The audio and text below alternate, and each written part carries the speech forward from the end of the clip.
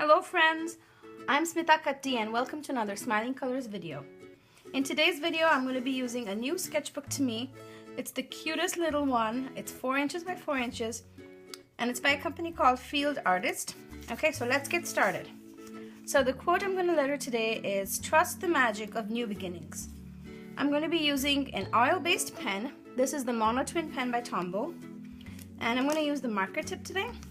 This is one of my favorite pens to use while watercoloring. Sorry, I can't letter and talk. So this pen is oil-based, so if I watercolor on top of it, nothing will bleed. So I'm just trying to space everything out here. I don't really have a sketch or a plan in mind. I just have a cheat sheet showing me my quote because I can spell things wrong when I'm lettering. I'm going to take a second and decide how I want my G to go.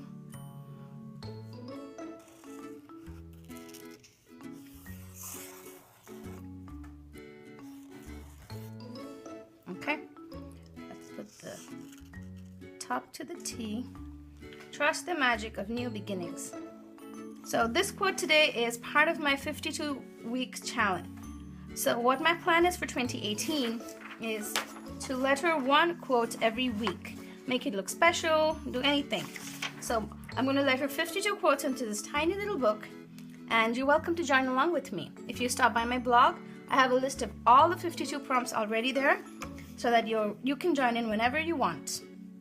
I don't know about you, but where I live right now, I live in Minnesota, it is stinging cold. It's like -20 and staying inside drawing flowers makes me happy right now. So when drawing flowers, I try to keep a rule of 3 in mind. So I have 1, 2, and 3. I have flowers scattered in 3 different areas. I'm going to be using my Tombow brush pens today to color it. All these colors come in the Bright Palette pack. This is one of my favorite packs to use for coloring. And I'm not going to do anything dramatic. I'm just going to put a little bit of color onto it. I like to mix green and blues for my leaves. I'm just taking a brush that I've dipped in water and I'm going to blend the colors.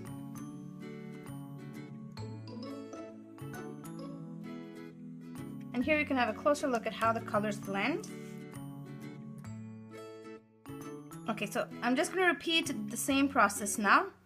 I'm going to lay down color and use water to move the color around. A few tips while using the Tombows as watercolors. You want to add marker to small areas and blend them right away. What happens is the pigment of the marker will just dry up on the paper and then you're not able to move it easily with the water. I can already tell that I love this sketchbook.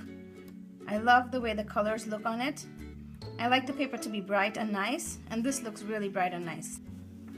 So I'm going to use my Tombow palette, the blending palette, just scribble a little bit. And then I'm going to water it down and then use that as my color.